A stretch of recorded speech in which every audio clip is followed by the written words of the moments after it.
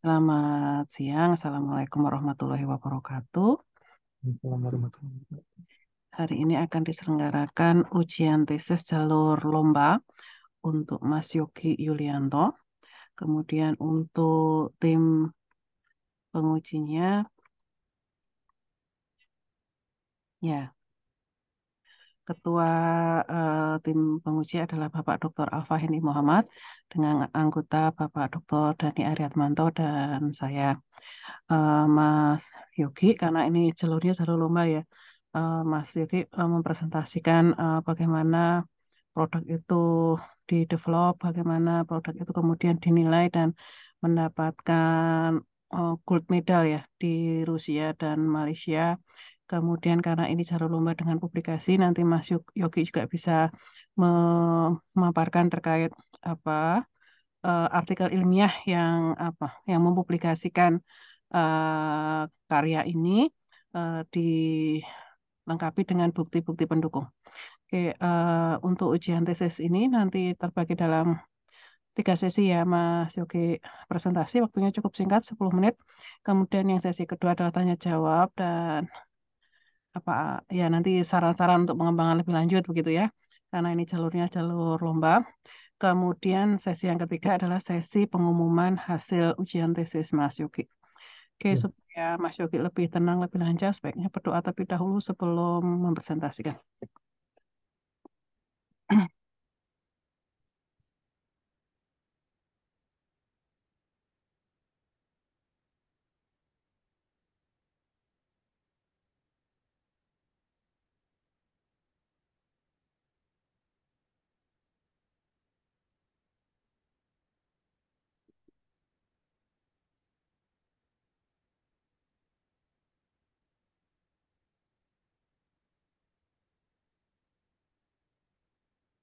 Ya, silakan bisa di-share.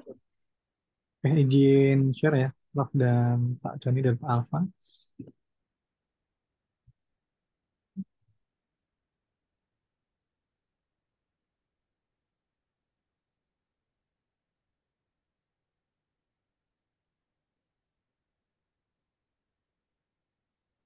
Bismillahirrahmanirrahim. Assalamualaikum warahmatullahi wabarakatuh.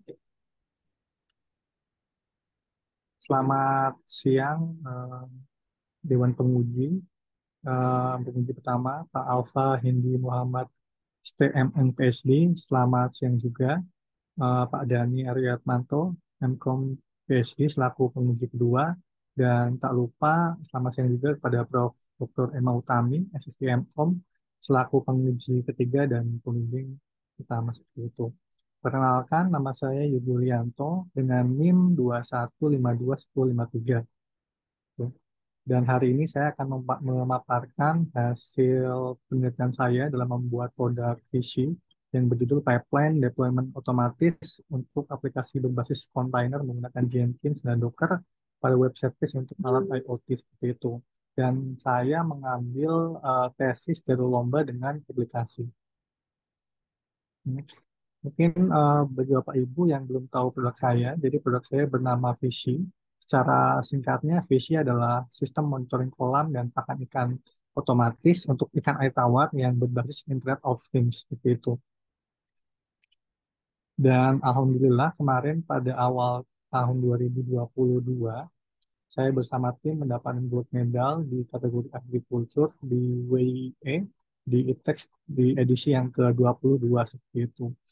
Dan anggota tim saya terdiri dari 5 orang dari lintas prodi, dan ada yang S2 bersama saya, ada juga yang dari S1 seperti itu. Dan mengapa sih dari saya dan teman-teman berpikiran untuk membuat produk visi ini gitu? Jadi ini sebenarnya bermula dari keresahan saya gitu, dan saya itu sebagai petani pemula ya di bidang lele kayak gitu. Dan masalah yang sering dihadapi oleh petani pemula yaitu manajemen pakan kayak gitu. Karena memang agak dilematis bagi kita petani pemula kayak gitu. Karena memang ketika kita memberi pakan terlalu banyak bagi lele itu yang pertama akan mencemari air. Karena kan pakannya itu yang tidak termakan oleh lele, dia akan membawa dengan air dan juga otomatis kosnya lebih mahal seperti itu. Dan juga apabila terlalu sedikit, lele ini dia bersifatnya kanibal, jadi dia akan memangsa lele lain yang sekiranya lebih lemah daripada dia gitu dan akan berujung pada kerugian karena populasi dari ikan lele ini akan berkurang seperti itu. Dan yang kedua, setelah saya coba ngobrol dengan beberapa rekan petani juga di Ponorogo dan juga ada di Sleman juga seperti itu. Jadi petani ini kurang memperhatikan kualitas air pada kolam gitu, terutama dalam tahap pembibitan lele seperti itu. Padahal dari BSN atau Badan Standarisasi Indonesia itu sudah mengeluarkan SNI nomor 6484-4 di tahun 2014 tentang budaya ikan lele jumbo gitu dan ada beberapa aspek yang harus diperhatikan yaitu suhu, pH dan cuaca seperti itu. Dan masalah yang terakhir itu terkait dengan automation. Jadi ada beberapa petani juga yang sama kayak saya sambil bekerja juga kayak gitu dan memang dari petani ini bukan pekerja utama gitu. Jadi dari saya berinisiatif untuk membuat pakan otomatis seperti itu. Bermula dari situ, kemudian ini untuk SNI-nya, jadi ada beberapa parameter yang memang perlu diperhatikan oleh petani, kayak gitu. Ada dari SNI yang tadi saya sebutkan, itu ada suhu, pH, DO, amoniak, dan ketinggian air seperti itu yang ada di SNI ini. Dan untuk fokus visi pada tahap yang sekarang itu masih fokus pada dua hal, yaitu suhu dan pH seperti itu. Dan yang terakhir untuk cuaca, kenapa kita coba konsen ke sana juga? Karena ternyata saat air hujan dan ketika air hujan bercampur dengan pakan lelenya, dengan peletnya itu akan menjadi zat yang negatif, bahkan menjadi racun untuk lele tersebut seperti apabila dimakan. Ini diambil dari blog turban.com di tahun 2021. Dari masalah tersebut, kita coba merumuskan inti dari masalahnya dan gimana cara penyelesaiannya seperti itu. Setelah tadi berbincang-bincang ya dengan teman-teman petani yang lain dan juga dari saya pribadi kayak gitu sebagai petani lele, ada beberapa masalah yang kita coba konsen untuk selesaikan di produk visi ini. Yang pertama, otomatisasi pemberian pakan ya kayak gitu. Jadi fleksibel bisa dimanapun dan kapanpun diberikan pakannya. Yang kedua, manajemen pakan ikan dengan waktu dan takaran yang sesuai dengan populasi ikannya seperti itu.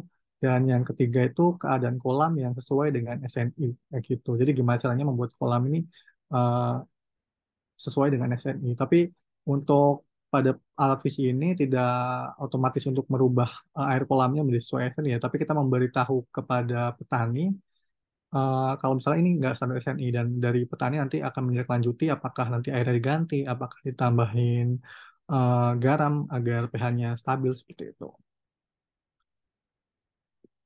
Terus dari masalah tersebut kita coba saya dan tim bersama tim coba memetakan dan juga menawarkan solusi-solusi berupa fitur dari Visi. Yang pertama ada Visi Automatic Feeder. Ini bisa mengeluarkan pakan ikan secara otomatis maupun secara manual ya, begitu. Otomatis berarti ini sudah di schedule, sudah dijadwalkan maupun secara manual kita atur sendiri seperti itu. Dan yang kedua ada VisiCat di sini dapat mengecek kondisi kolam atau monitoring kondisi kolam seperti itu. Yang ketiga ada VisiGrow di sini fitur yang dapat digunakan petani untuk menyimpan dan melihat perkembangan proses budidaya karena harus tetap dicek ya setiap 2 minggu sekali. Jadi ada berapa sampelnya misalnya kita tebar 1.000 kayak gitu 1.000 setiap 2 minggu kita cek kita sampel misalnya 1 kilo tuh berapa ikan ya gitu nanti akan kita prediksikan berapa total estimasikan berapa total kilonya gitu ikan dalam kolam tersebut seperti itu. Yang ketiga ada Vision Template.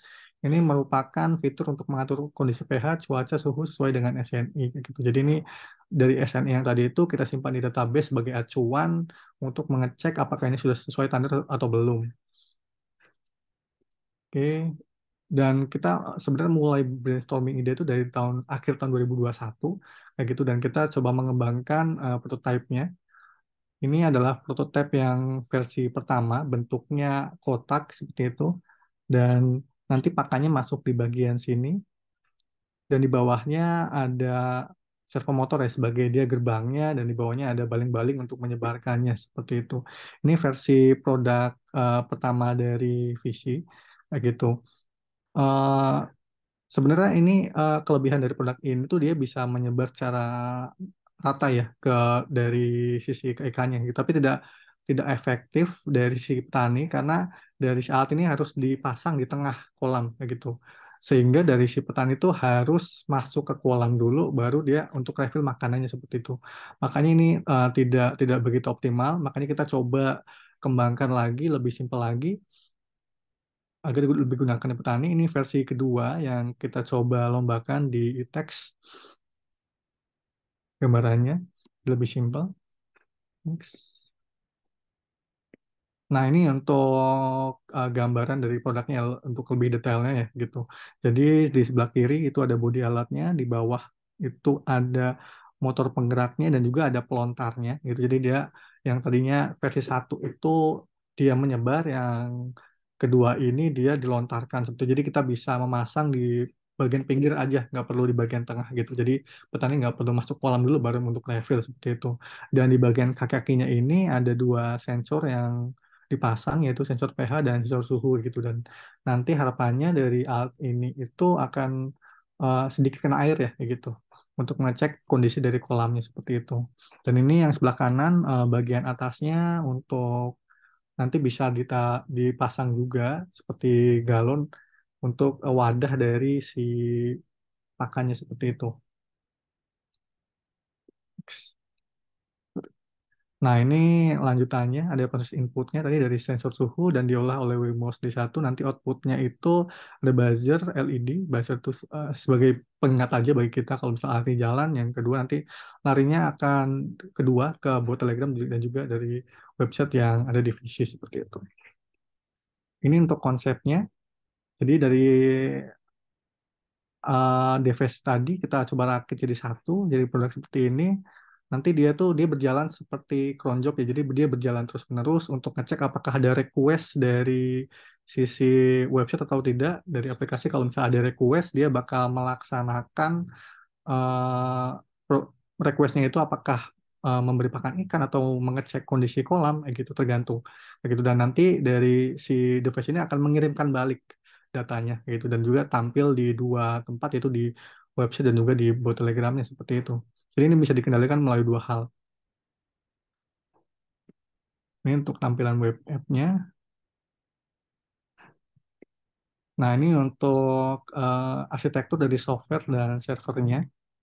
Jadi Visi ini ada dua aplikasi ya gitu ya. Yang pertama aplikasi front end yang akan dieksekusi oleh atau dipakai oleh pengguna petani. Yang kedua itu sisi back end ya gitu. Jadi back end ini menghubungkan antara IoT dan juga data layernya seperti itu. Dan yang sebelah kanan ini ada infrastrukturnya. Eh, jadi yang paling bawah itu infrastrukturnya saya menggunakan VPS dari Digital Ocean Droplet, dan di atasnya ada sistem informasi Ubuntu yang saya pakai. Di atasnya lagi ada virtualisasinya menggunakan Docker. Kenapa menggunakan Docker? Karena Docker ini mudah di scaling. Jadi aplikasi semakin besar itu scalingnya juga semakin mudah seperti itu. Terus di atasnya Docker ini berjalan 4 kontainer. Yang pertama backend application, ada frontend application, MariaDB untuk DBMS dan Jenkins untuk automationnya seperti itu. Untuk backend application ini saya menggunakan eh, framework Code Igniter miliknya PHP, dan untuk frontendnya saya menggunakan Next.js seperti itu. Nah, ini untuk publikasi yang saya lakukan. Saya publikasi di ICTC 2022 kemarin yang diselenggarakan oleh Amicom yang bekerjasama dengan partnernya, yang berjudul Automatic Deployment Pipeline for Containerized Application of IoT Device. Dan di sini yang diuji coba ada dua aplikasi tadi, back end dan front end seperti itu. Dan di sini mencoba menguji CI/CD dari dua hal ya. Yang pertama dari sisi waktunya, yang kedua dari eh, tingkat kesuksesannya seperti itu. Di sini menggunakan kolaborasi antara GitLab CI dan Jenkins untuk CI/CD. Dan untuk hasilnya, untuk backend itu mendapatkan waktu 153,7 detik ya. Dan front, visi frontend app membutuhkan 174,2 detik kayak gitu. Dalam proses untuk seluruh CI/CD-nya seperti itu. Dan untuk kesuksesan ini untuk backend mencapai 70,45% dan visi frontend mencapai 83,3% seperti itu. Jadi kesimpulannya dari penggunaan kombinasi Jenkins dan GitLab membuat proses CI/CD dapat efektif dan cepat diberikan dengan waktu deployment kurang dari 10 detik baik dari visi frontend maupun backend gitu. Di sini digarisbawahi bahwa deployment ini proses CD-nya saja gitu. Jadi ada proses sebelumnya ada proses CI dan CI ini memang yang membutuhkan waktu lama karena dia akan yang pertama akan build image-nya dulu dan juga akan upload di GitLab registry kayak gitu. Jadi dia paling banyak memang di bagian CI-nya. Untuk CD-nya dia relatif kurang dari 10 detik. Nah, ini untuk kita coba analisa kompetitor yang ada, kayak gitu, dari nasional maupun di luar negeri, kayak gitu. Kalau di nasional itu ada Aviary yang startup yang cukup besar ya di bidang agrikultur ini. Yang kedua ada Fisgator, di Thailand ada Minoltech, di USA ada Aquafit, kayak gitu.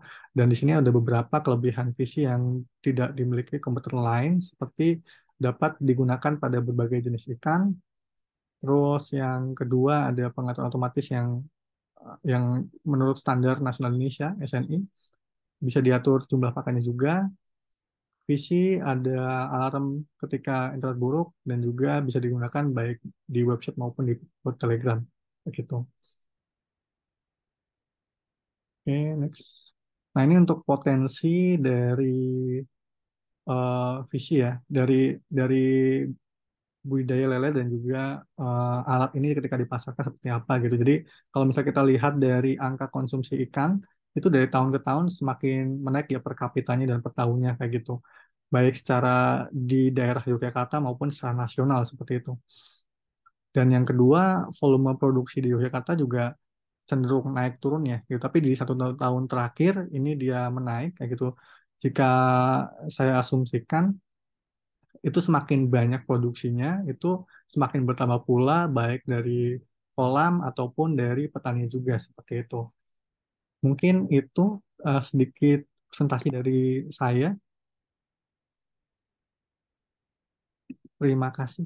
Terima kasih kembali Mas Yogi. Ya, kita lanjutkan ke sesi yang kedua. Eh, Monggo tanggapannya Pak Dokter Alfa. Terima kasih Prof. Emma. Baik Mas Yogi, pada saat awal membuat ini ya, idenya itu tadi sudah disampaikan sih masalah di lapangan gitu. Nah, tetapi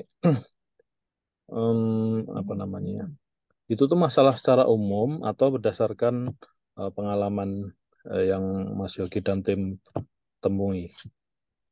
Itu dari secara umum seperti itu sih Pak. Apabila dia petani pemula kayak gitu, setelah saya wawancara beberapa memang dari petani itu memang awalnya seperti itu, memang sulit di manajemen pakannya kayak gitu. Oke, nah kemudian yang sudah dilakukan oleh em, katakanlah ini namanya petani lele ya atau apa nih? Kalau Ya, istilah petani mereka lele. apa? Ya, betul Pak. Peternak. Ya, betul. Boleh peternak, boleh petani juga. Hah? Nggak petani lele? Petani, petani. Biasanya sebutnya petani. Oke, Eh, ya taruhlah petani lele. Usaha yang sudah apa namanya dilakukan selama ini itu apa sebelum ada eh, temuan alat ini?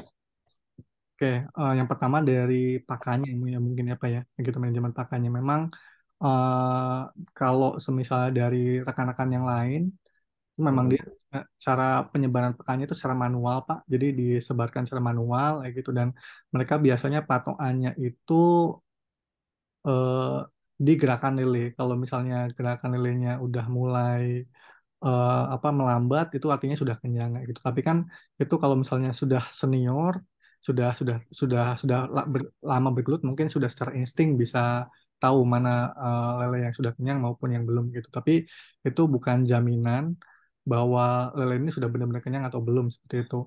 Kalau semisalnya saya coba tanya lagi ke petani yang ada di Sleman, kebetulan di daerah Godian sana itu mereka juga agak unik untuk pemberian pakannya. Jadi mereka itu bakal sampling setiap 2 minggu sekali, dan nanti berat berat apa namanya berat pakan yang akan diberi itu sebesar 10% per hari dari total estimasi bobotnya seperti itu. Nah, jadi dari visi ini ya pengen yang tadi itu dari merubah yang tadinya secara mungkin perhitungan secara manual ini secara otomatis di sistemnya seperti itu. Oke. Artinya secara pengetahuan pun sebenarnya em, apa ya? Kalau petani lele yang sudah lama kebakarannya tinggi, sebenarnya dia melihat perilaku lelenya aja paham gitu ya. Ya, secara insting seperti itu. Tapi sebenarnya itu ya tadi balik lagi tadi Pak, kalau menurut saya itu ya belum bukan jaminan karena memang setelah saya coba itu pertumbuhan lele itu kadang memang nggak sama juga Pak, kayak gitu. Jadi ada yang besar ada yang kecil seperti itu. Nah, yang ingin saya tanyakan tuh sebenarnya di situ ya, karena kita tahu bahwa untuk menguji coba sebuah hipotesis tadi, katakanlah, oh ada 3 pakar Anda temui gitu kan. Si A bilang begini, si B bilang begitu, si C bilang begini begitu. Tentu kan kita sebagai apa namanya, sebagai awam gitu ya, dalam memutuskan ini kan, oh yang mana nih? Apakah mengikuti si A, si B atau si C gitu. Nah, padahal kita kalau mau menguji hipotesis kita kan kita otomatis harus mengamati mulai dari bibit sampai jadi bisa dipanen gitu ya. Dan terkadang tidak cukup waktu di situ gitu untuk mengamati pertumbuhan masing-masing lele gitu. Nah, dalam hal ini Mas Yogi dan tim kemarin penentuannya itu bagaimana? Apakah mengikuti saran satu atau mengkombinasi beberapa pengetahuan dari berbagai sumber juga? Tentunya misalkan di luar petani itu ada sumber lain gitu. Diakomodir juga enggak? Kalau untuk takarannya sementara itu kita pakai yang terakhir itu Pak, yang tadi pakar yang terakhir itu yang dia 10% dari total bobotnya gitu. Itu juga sudah kemarin saya coba implementasikan di Kulon Progo di kolam saya gitu. Jadi setiap 2 minggu sekali itu saya coba sampling, misalnya ada 10 kilo lele kayak gitu. Nanti ya total pakannya sehari yaitu 1 kilo seperti itu. Dan itu sih berjalan sampai akhir pada saat pemanenan seperti itu. Oke, berarti pakai salah satu pengetahuan Ya. 10% tadi ya. Nah, itu dipengaruhi nggak dengan jenis ikannya, jenis air dan ukuran kolamnya? Yang dipengaruhi itu lebih ke ini Pak, populasinya. Jadi semakin banyak populasinya, itu ya semakin banyak dari pakan yang harus kita keluarkan kayak gitu. Dan juga dalam kondisi yang panas itu dia lele cenderung lebih lapar sih. Kayak gitu kalau misalnya saya perhatikan. Oke, jadi sebenarnya pengetahuan seperti itu saya kira penting ya di sini ya, dan tim Anda kan sudah bisa mendapatkan apa namanya insight di balik pengetahuan melalui praktik di lapangan. Mhm. Nah, kemudian di laporan di sini ada tabel satu kompetisi. Nah, ini kan ada perbandingan ya terhadap kompetitor. Ini datanya diperoleh dari mana ya? Ini kita coba riset satu sih Pak per produk yang mereka miliki. Jadi kita coba petakan apa yang mereka punya, apa yang mereka belum, kayak gitu. Dan kita coba Oke. petakan di dalam tabel tersebut gitu. Oh, Aviary Fish Getter ini nama produknya. Iya, nama produk kompetitor Pak, yang Oke. produk sejenis seperti itu. Ya, mungkin bisa dikasih keterangan lah sedikit di naskahnya gitu ya tentang produknya. Nah, berarti ini kan secara umum ada hal-hal yang sama ya, sudah diterapkan seperti dukungan sensor gitu. Nah, tetapi di tim yang visi ini ya, ini menambahkan beberapa apa namanya keunggulan gitu ya. Nah, ini bisa diceritakan nggak cara apa ya memunculkan idenya itu bagaimana? Seperti poin satu itu kan nggak pernah ada kan di produk lain Ya, gitu. Kemudian apalagi pengaturan jumlah pakan dan juga web dan bot Telegram gitu. Nah, itu kalau dari saya gimana cara untuk menemukan itu sebenarnya by riset sih Pak. By apa namanya kita coba cari di jurnal dan juga di Google kayak gitu dan kemudian kita bertemu dengan tadi lembar SNI yang sudah dibuat oleh BSN kayak gitu dan itu jadi acuan dari tim saya dan teman-teman kayak gitu. Oh, ternyata ada nih dari ternyata BSN tuh sudah meriset dan juga sudah menentukan kondisi kolam yang baik itu yang seperti apa kayak gitu bagi ikan lele kayak gitu. Nah, itu yang jadi panduan kita Pak dan kita putuskan untuk memasukkan itu ke dalam produk visi ini kayak gitu sebagai salah satu keunggulan dari kita yang tidak dimiliki oleh kompetitor lain. Oke. Kemudian yang dikompetisikan itu berarti hardware software ini ya sifatnya ya. Ini hardware software Pak. Pada saat dikompetisikan itu hardware software-nya dinilaikan. Iya, jadi kita apa namanya? Yang kita demokan kemarin hardware software-nya seperti itu. Oke. Nah, kemudian bisa diceritakan nggak tentang kompetisinya itu sendiri itu kriteria apa dalam yang digunakan panitia dalam menilai karya yang dilombakan ini? Oke, kalau yang kemarin di teks kebetulan ada, saya mungkin cerita sedikit apa ya tentang proses Ya. penjurian segala macam ya gitu. Jadi ketika di sana itu kemarin ada 3 penjuri kayak gitu karena kita di bidang ikutnya itu di kategori agrikultur ya kebanyakan dari mereka kalau saya sempat dengar ya itu mereka dari bidang agrikultur juga cuma saya kurang tahu dari mereka latar belakangnya seperti apa tapi dari agrikultur juga kayak gitu dan ada beberapa yang memang eh, apa ya istilahnya itu jadi poin ketika sebenarnya ada dari sebelum kita lomba itu sebelum kita di final tuh ada beberapa eh, apa ya istilahnya kayak faktor yang menentukan juara atau tidaknya seperti itu kayak gitu ya. Yang pertama itu sudah apakah bisa berjalan atau tidak, berfungsi atau tidak. Yang kedua dari sisi originalitasnya itu apakah ada value baru di dalam produk ini kayak gitu. Dan juga Oke. dari sisi teknologi sih kayak gitu. Nah, kalau Mas Yogi sendiri berarti peranannya dalam tim ini bagian pipeline-nya ini ya? Iya, saya kebanyakan di bagian softwarenya Pak. Di software, di infrastruktur servernya seperti itu. Ada kendala apa dalam, maksudnya apa tantangan tersulitnya di bagian ini? Di bagian yang softwarenya Pak. Ya, Kalau di bagian yang softwarenya mungkin kita yang paling sulit Pak ya, yaitu kita bikin flow-nya, flow dari gimana caranya alat ini terintegrasi dengan sistemnya sesuai dengan yang kita inginkan. Kayak gitu. Mungkin itu yang kita saya dan tim itu lumayan banyak berdiskusi seperti itu. berarti modelnya apa ya? Ini kan apa? Controllingnya lewat internet ya, bisa diakses di mana saja gitu kan? Atau enggak? Ya, bisa bisa di mana aja Pak. Kapan aja di mana aja. Macam smart apa ya? Kayak smart things-nya punya Samsung gitu modelnya mungkin ya. Iya, iya, betul. Bisa dikendalikan di mana saja via smartphone.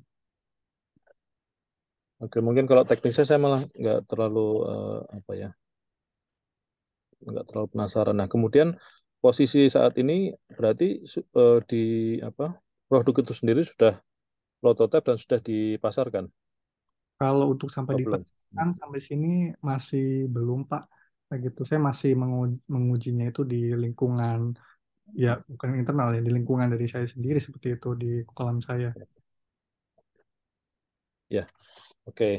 Karena memang potensinya itu ada gitu ya. Tetapi kan terkadang masih perlu melibatkan ini ya petani beneran yang karena kan kita perlu tahu ya itu tadi ya efektivitas parameter-parameter terhadap ikan dalam kondisi yang real itu kan belum ada ilmunya gitu karena alatnya juga ada yang baru mengembangkan gitu kan apalagi di sini di apa yang menjadi keunggulan itu justru bisa digunakan pada berbagai jenis ikan gitu. Nah tentunya di sini akan perlu pengetahuan lebih tentang apa ya bisa jadi alat ini nanti akan punya batasan gitu.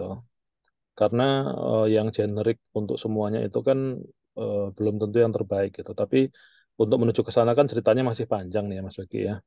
Bisa jadi sekarang ini justru keunggulannya adalah bisa digunakan pada lingkungan apapun gitu. Tetapi penelitian ke depan saya kira perlu untuk menggali potensi-potensi batasan eh, prototipe yang sudah dikembangkan saat ini. Kenapa harus tahu batasannya? Biar tahu melompatinya bagaimana gitu ya. Inovasi setelah itunya bagaimana. Oke, saya kira ini menarik. Kemudian em, terkait dengan laporan ya, karena di sini ada laporan yang harus disampaikan. Eh, untuk rujukannya itu ini kayaknya mengcopy dari yang ininya ya, papernya ya. Nah, di laporannya saya kira perlu menyesuaikan rujukannya jangan menggunakan IEEE, Hmm. tetapi pakai em, standarnya MTI ya, kalau nggak salah APA ya. Jadi merujuknya nanti pakai nama penulis, tahun dan referensinya dibuat aja di akhir gitu. Kalau yang sekarang kan tidak ada ini Ya, referensi apa. Oke, itu saja menurut saya, Prof. Emma.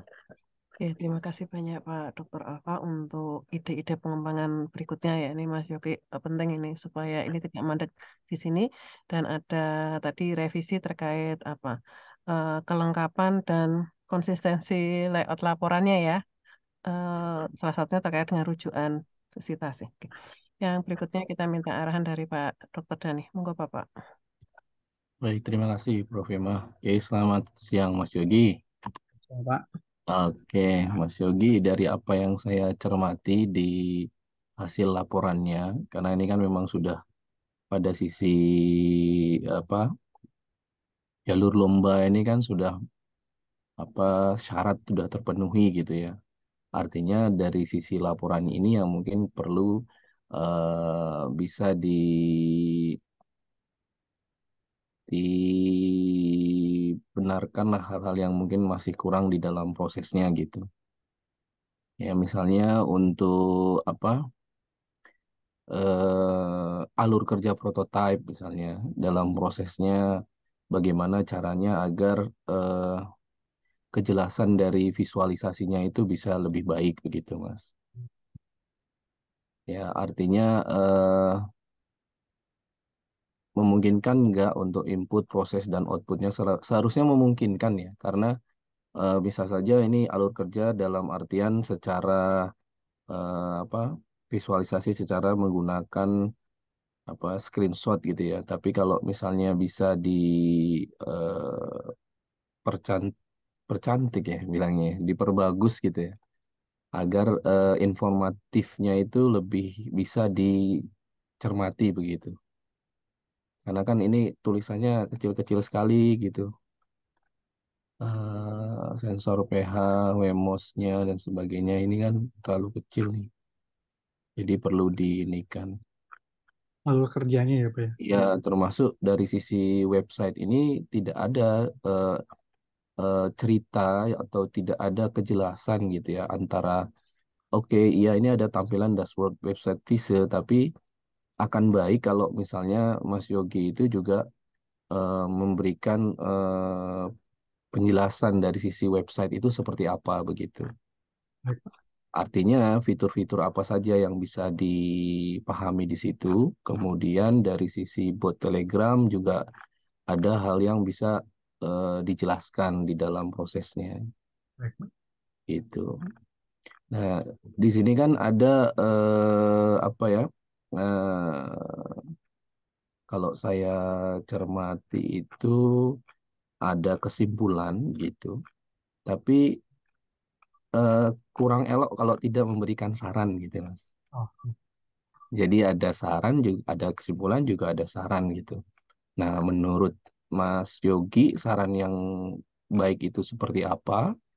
Nah, itu sebaiknya juga perlu disampaikan. Apakah sarannya itu terkait dengan teknologinya yang bisa dikembangkan begitu? Ya, saat ini mungkin menggunakan buat Telegram dan website misalnya. Apakah ada eh, teknologi lain yang bisa dikembangkan di dalam prosesnya, itu mungkin bisa dimasukkan ke dalam saran begitu. Oke. Nah, terkait dengan arsitektur perangkat lunak ini, di arsitektur perangkat lunak ini, di sini kan dijelaskan ya berkaitan dengan back end dari VC-nya ya, Iya, yang ini Pak. eh, yang di halaman 19 ya. Ya. Ya, nah di sini kan dijelaskan terkait dengan arsitektur untuk perangkat lunak. Nah, perangkat lunak yang dimaksud dalam sisi software di sini artinya biasanya itu kan kalau arsitektur perangkat lunak itu kan gimana ya jelasinnya ya? Ada eh, ada sisi di mana itu bagian yang bukan sisi perangkat lunaknya gitu. Jadi kalau misalnya kita lihat di sini gambarnya, user ini kan bukan bagian dari perangkat lunak toh. Iya. Iya, jadi kan seharusnya nggak disebut di dalam situ gitu. Ya harusnya kalau di dalam software engineering itu ada blok diagram. Blok diagram itu tuh eh, mencoba membagi sistem itu ke dalam unit. Jadi ada unit bagian mana, apakah ini unit bagian mobile atau unit bagian website. Nah, baru masuk ke sisi softwarenya gitu, Mas. Kalau begini nanti kesannya laptop ini ada di dalam perangkat lunak. Iya. Nah, itu harusnya bisa dibedakan dari software arsitekturnya begitu. Nah, kan di arsitekturnya ini kan mau bicara dari sisi mananya? Mau bicara dari sisi hanya perangkat lunaknya saja atau bicara secara sistem keseluruhan? Kalau bicara dari sistem keseluruhan itu kan ada tadi Mas Yogi bilang ada bot Telegram dan ada satu lagi website. Hmm. Nah, kalau dalam konteks penjelasan seharusnya sih ada perbedaan arsitektur, Mas. Gitu. Oke. Kalau Ya, dengan arsitekturnya Pak terkait tadi yang dengan website dengan Telegram ya kayak gitu. iya, Untuk yang Telegram sendiri kita tuh apa ya? Kita tuh semuanya tuh ada di backend application Pak kayak gitu. Di backend application tuh dia mengatur nanti jalannya menghubungkan antara di IoT-nya, Telegram dan juga oke. dari front end-nya seperti itu. Memang Nah, yang masih kurang tuh yang dari Telegramnya Pak. mm-mm. Kan ini kan baru satu nih arsitektur perangkat lunak dari sisi, kalau nggak salah dari sisi website ya ini ya. Ya, websitenya. Karena ini kan dari sisi website hanya penggambarannya ini kurang tepat ini gitu aja sih. Harusnya user ini tidak berada dalam kotak itu. Harusnya di luar karena kan dia sebagai penggunanya ya. Walaupun tujuannya sebetulnya ingin jelaskan ini loh darahnya dari ini dari user gitu. Cuman perlu diblok gitu Mas. Makanya disebut dengan blok diagram. Jadi perlu diblok mana sisi yang perangkat lunaknya, mana sisi yang di situ aktivitas dari usernya begitu. Iya, siap. Dipisah dalam blok. Makanya di itu ada blok diagram nyebutnya. Begitu. Dan kalau bisa ya penggambarannya saya nggak tahu ini karena mungkin nggak 100% ya. Jadi eh, visualisasinya itu yang terlalu kecil gambarnya atau mungkin gambarnya bisa lebih dibesarkan begitu. Iya. Yang lainnya juga seperti di alur proses CI ini Mas. Mhm. Ya toh alur proses CI-nya kan penggambaran alurnya ini kan ya mungkin Ini digambar langsung dengan Word-nya kah? Saya gambarnya menggunakan ini Pak, software draw.io. Nah, iya tuh. Kalau Draw.io. gambar-gambar seperti ini sih sebetulnya gambar aja langsung dari Word-nya, Mas. Iya, jangan pakai I/O. Jadi kalau pakai I/O kan kadang jadi kecil seperti ini. Iya. Nggak susah melihat ininya, melihat apa yang dimaksud dengan alur-alur prosesnya. Gitu. Kemudian kenapa ya di sini ada penjelasan terkait dengan GitLab CI dan satu lagi apa tadi itu yang terkait dengan front end dan back end. Ini maksudnya apa Mas ya? Kalau yang terkait dengan GitLab CI Pak, jadi Mm-mm. ini kan posisinya dua Pak ya, ada CI dan CD, Continuous Integration dan juga Continuous Deployment ya, kayak gitu. Oke, Nah, di sini untuk proses CI-nya itu saya menggunakan GitLab CI dan juga nanti untuk penyimpanan dari si image Docker-nya ini akan disimpan di GitLab juga, di GitLab repository atau GitLab registry seperti itu. Dan oke. yang kedua tadi maksudnya seperti apa Pak? Yang tadi yang backend Kan di out. sini ada Jenkins gitu kan. Jadi di sini Mas Yogi menjelaskan terkait dengan tingkat keberhasilan Oh iya. aplikasi front end VC ini maksudnya apa? Ingin menjelaskan ada 83,3%, kemudian 70,45% kayak gitu. Itu berdasarkan hasil uji coba saya Pak ketika proses seluruh pipeline-nya itu ya CI/CD dijalankan kayak gitu. Mm-mm. Yang terkait tadi yang 70% itu eh, saya dicoba Oke, sebanyak 30 kali oke, dari CI sampai CD itu ada dua aplikasi yang kita uji coba Pak dengan oke. teknologi yang berbeda dan hasilnya Oke. seperti tadi yang disebutkan Pak Dani. Ya. Di, Nah, yang kita nggak pahami di sini kan Mas Yogi nggak menjelaskan 83,3% itu dari mana gitu. oke. Mas.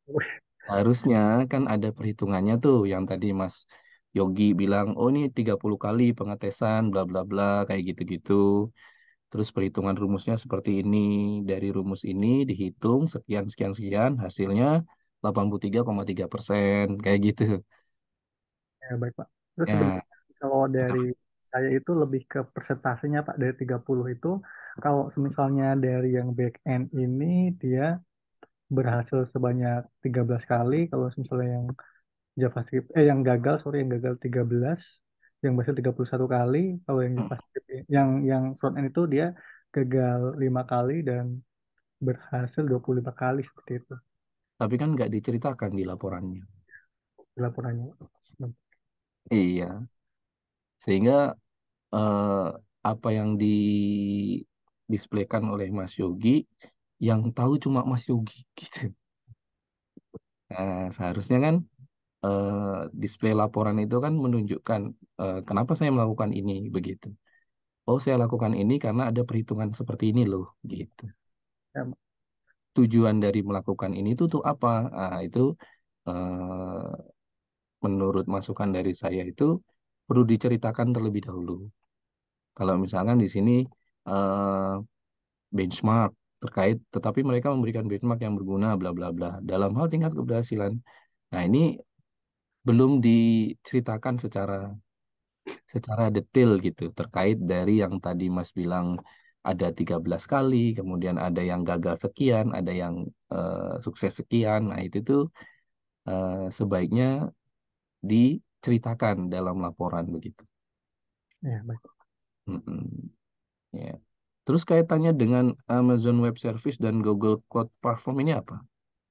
Itu sebenarnya alternatif, Pak. Dia vendor dari VPS yang lain. Karena kan saya Oke, menggunakan vendor namanya Digital Ocean. oke. Dia tuh punya head to head dengan vendor yang lain dan bisa jadi di vendor yang lain tuh dia hasilnya bakal apa istilahnya ya, lebih menarik lagi, lebih banyak lagi kayak gitu. Kalau misalnya kita uji coba ke vendor yang lainnya. Kayak gitu. Oke, berarti ini bisa dijadikan saran, Mas. Iya, Gitu maksud saya.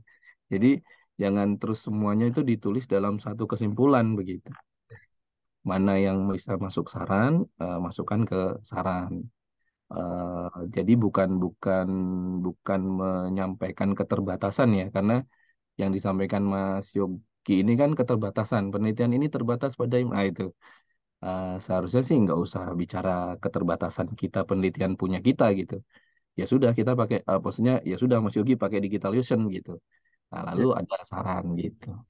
Berarti dipisah poin dengan kesimpulan ya, Betul. Pak. Jadi ada kesimpulan, ada saran. Saran tersebut itu kan bisa terkait dengan ya penyedia FPS itu gitu. Tadi nggak perlu menceritakan keterbatasan dari apa platform yang digunakan oleh Mas Yogi gitu. Ya, Begitu. Apakah sarannya cuma satu itu aja atau ada yang lain? ya sebenarnya sih dari eh, bisa sebenarnya lebih menarik lagi, Pak, jika kita tuh ngujinya tuh tadi kan ada berbagai macam tadi ya vendor yang lain untuk VPS-nya gitu. Hmm, hmm, Ada juga yang lain dari sisi eh, tools CICD yang kita pakai itu kan kalau dari saya itu kan pakainya Jenkins tadi ya dan GitLab juga. Jenkins dan GitLab. Nah, itu sebenarnya ada eh, vendor lain yang sebetulnya sama itu menarik banget kalau misalnya kita coba uji coba kira-kira mana sih vendor yang paling efektif kayak gitu untuk pipeline. Nah, ya, artinya kan dari apa yang di-build oleh timnya Mas Yogi dengan teman-teman, sebetulnya bisa menjadi opportunity gitu bagi mahasiswa yang lain kan begitu. Kalau itu bisa artinya bisa apa namanya didelegasikan ya. Nah, kan bisa jadi Mas Yogi risetnya mungkin terbatas dengan waktu dan sebagainya gitu kan. Oke, ini saya sudah ada bentuk visa yang sudah bisa nantinya di-upgrade atau bisa di-improve oleh mahasiswa yang lain misalnya sebagai ya regenerasi gitu kan. Nah, itu bisa dimasukkan di saran terkait dengan FPS tadi, kemudian juga terkait dengan penggunaan selain GitLab dan Jenkins tadi. Begitu, Mas. Ya, ya Pak Dani. Ya, kira-kira gitu, Mas Yogi. Terima kasih, Prof. Eman. Terima kasih banyak Prof. eh, Pak Dr. Dhani atas arahannya. Ya, ini penyajian hasilnya alangkah baiknya lebih informatif gitu ya. Jangan kecil-kecil supaya lebih mudah terbaca dan tidak membuka multi tafsir atau salah tafsir ya. Ya tadi misalkan ini terkait dengan laptop itu orang bayangin nanti laptopnya ada di mana gitu. Ya itu nanti kalau Mas Yogi akan nulis artikel ilmiah lagi ini perlu untuk diperhatikan. Kemudian juga pengorganisasian pelaporan. Ya, mana yang masuk ke bagian kesimpulan, mana yang masuk ke bagian saran itu bagus untuk bisa ditindaklanjuti ya untuk ke depannya. Ya, ya ini jalur lomba begitu ya ujian tesisnya. Jadi eh, dua sesi sudah kita lalui, kita akan memasuki sesi yang ketiga. Nah, ini sesi yang ketiga adalah kewenangannya Pak Dr. Alfa sebagai ketua tim penguji untuk bisa menyampaikan. Monggo Bapak, mohon arahannya dan Ya, closingnya. terima kasih. Terima kasih, Prof. Emma. Baik, Mas Yogi, ini hanya formalitas saja ya dari Tadi Prodi. stop share dulu nggih. Ah, Mas, ya. stop share dulu. Nggih, ya. Nah, ini tetap diperlukan prosedur ini untuk memastikan bahwa kompetisi yang dilakukan itu em, dilakukan dengan jujur, dengan terbuka, jelas gitu ya, tidak asal-asalan. Dan saya kira hasil yang diperoleh Mas Yogi dan tim itu sudah banyak, apresiasi yang diberikan oleh Prodi juga sudah diberikan sebelumnya gitu ya. Nah, dan ini juga bisa digunakan untuk jalur kelulusan Mas Yogi. Baik, terkait dengan hasil, tentu saja lulus ya karena memang sudah diputuskan ya Mas ya. Ya, Jadi besar harapan kami, mudah-mudahan Mas Yogi ke depannya dan tim bisa mengembangkan prototipe yang sangat bagus ini dan menjadi jalan kesuksesan Mas Yogi dan tim juga tentunya. Terima kasih, Prof. Emma. Terima kasih banyak Pak Dr. Alfa dan Pak Dr. Dani atas arahan dan apresiasinya atas apa yang sudah dihasilkan oleh Mas Yogi dan tim. Oke, untuk ujian tesis Mas Yogi dicukupkan.